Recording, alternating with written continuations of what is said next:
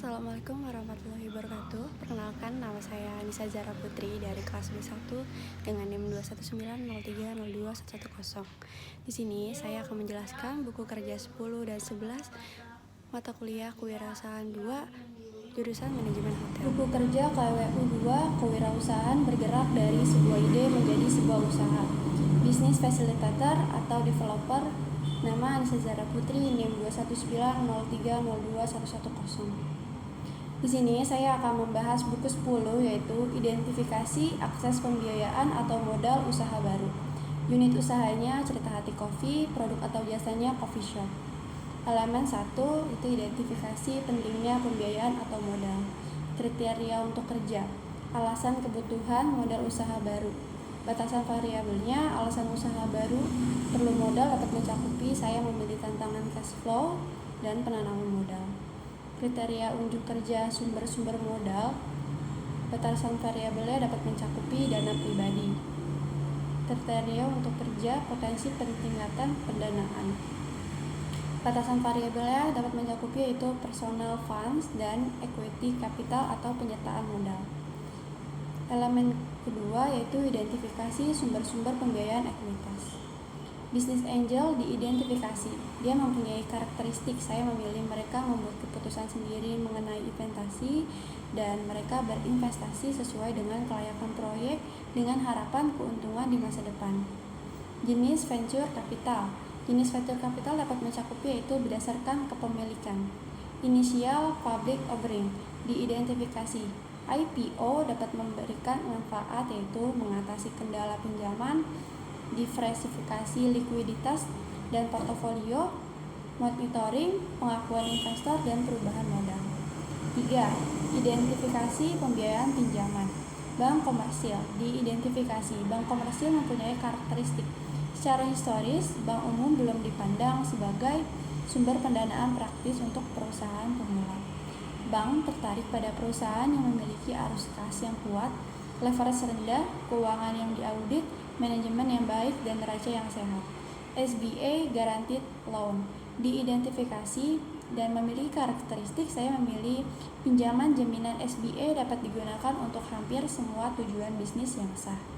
Sumber-sumber pinjaman lain yaitu kartu kredit sebaiknya digunakan secukupnya. 4. Identifikasi sumber-sumber kreatif pembiayaan dan modal. Leasing atau sewa. Leasing sewa memiliki karakteristik saya memilih sewa merupakan perjanjian tertulis di mana pemilik properti mengizinkan seseorang individu atau bisnis untuk menggunakan properti tersebut selama jangka waktu tertentu dengan imbalan pembayaran. SBR Small Business Innovation Research dan Small Business Technology Transfer Grant Program diidentifikasi. SBR dan STER memiliki karakteristik yaitu program SBR adalah program hibah kompetitif untuk usaha kecil di tahap awal dan proyek pembangunan. SBR adalah program 3 fase yang berarti bahwa perusahaan yang memenuhi syarat memiliki potensi untuk menerima lebih dari satu hibah untuk mendanai proposal tertentu. Buku kerja 11. Identifikasi dan evaluasi peluang pemasaran. Unit usahanya itu Cerita Hati Coffee, produk atau jasanya coffee shop. Langkah-langkah 1. Identifikasi peluang pemasaran. Kriteria kinerjanya 1.1. Informasi tentang kebutuhan pasar dan jenis pemasaran. Hasil atau rekaman informasi tentang kebutuhan pasar dapat mencakupi itu 1. Informasi pasar komparatif, apakah kita mampu memproduksi barang dan jasa lebih banyak dengan biaya yang lebih murah daripada negara lainnya. Yang kedua ada kebutuhan pelanggan, yang ketiga ada angka penjualan.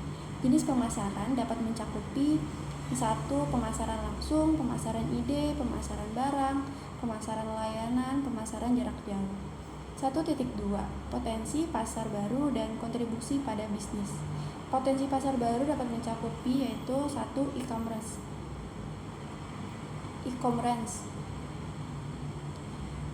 Kontribusi pada bisnis dapat mencakupi berpengaruh pada volume penjualan, pertumbuhan, profitabilitas. 1.3. Kewirausahaan inovatif dan ide-ide kreatif. Pendekatan kewirausahaan inovatif dan ide-ide kreatif dapat approach atau penjualan, pembelian, pengangkutan, penyimpanan, pembelanjaan, penanggulangan resiko, standarisasi, pengumpulan atau informasi pasar. Yang kedua ada institutional approach, supplier, produsen, perantara, pedagang, perantara agen, perusahaan saingan, pembelian akhir. Yang ketiga ada managerial approach atau peningkatan pengelolaan usaha. Yang kedua ada investigasi peluang pemasaran. 2.1 peluang pemasaran. Peluang pemasaran dapat mencakupi 1. Penetrasi pasar atau menjual lebih banyak kepada pelanggan yang ada, meningkatkan pangsa pasar dalam segmen yang ada, membuat orang membeli jasa pengembangan bisnis setiap memulai usaha. Yang kedua ada pengembangan produk, dijual kepada pelanggan dengan mengubah FAB, features, advantages, and benefits dari produk, mengubah model atau menambah iklan baru. 2.2 evaluasi peluang dapat mencakupi desain fungsional dari produk dan daya tarik penampilannya, fleksibilitas, memungkinkan adanya modifikasi ciri luar dari produk untuk memenuhi permintaan konsumen atau perubahan teknologi dan persaingannya. Yang ketiga ada daya tahan bahan baku baru. Yang keempat bisa diandalkan kinerja produk seperti yang diharapkan pada kondisi operasi normal.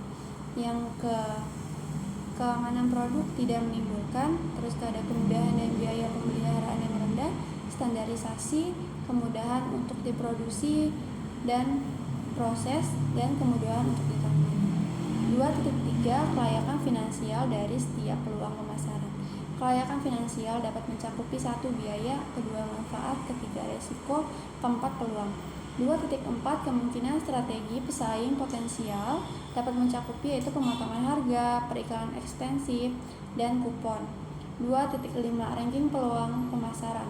Ranking peluang pemasaran dapat mencakupi yaitu ada seasonal topics. 3.1 evaluasi perubahan yang diperlukan.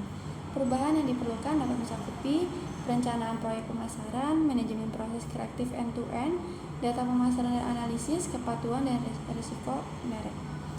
3.2 perubahan organisasi dapat mencakupi struktur fungsional organisasi, struktur organisasi berbasis produk, struktur organisasi berorientasi pelanggan. 3.3 perkiraan kebutuhan sumber daya.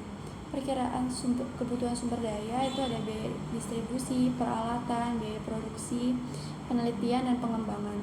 3.4 komunikasi kelayakan. Komunikasi kelayakan yaitu ada pemilik, staf produksi, dan pengawas. Baik, sekian dari video saya. Kurang lebihnya mohon maaf. Wassalamualaikum warahmatullahi wabarakatuh. Terima kasih.